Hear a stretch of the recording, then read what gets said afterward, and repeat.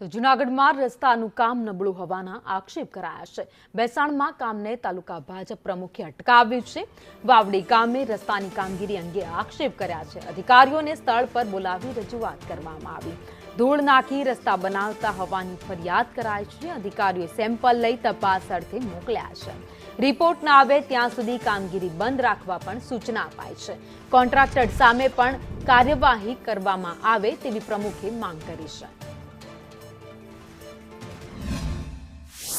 આ એજન્સી દ્વારા છેલ્લા 5 વર્ષમાં જૂનાગઢ જિલ્લા તેમજ ભેસાણ તાલુકામાં કરેલા કામો એક વર્ષે યા તો બીજા વર્ષે સંપૂર્ણ તૂટી જાય છે।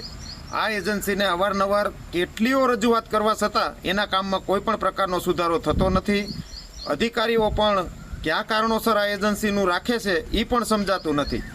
વાવડી ગામે કામ શરૂ હતું, ત્યાંના ગ્રામજનો અને ગ્રામ પંચાયતના આગેવાનો દ્વારા અમને રજૂઆત કરવામાં આવી તો અમે તાત્કાલિક આગેવાનો ત્યાં ગયા અને અમે સ્થળ ખરાઈ કરી તો રોડની બાજુમાં જે ખોદાણ કરી અને 16 mm ફૂક્યો પથ્થર નાખવાનો હોય એની જગ્યાએ ક્રચર ભૈડિયાની અંદર જે એકદમ દટ પ્રકારની ટૂંકમાં એને આપણે ધૂળ કહી શકીએ એવું લઈ અને નાખતા હતા।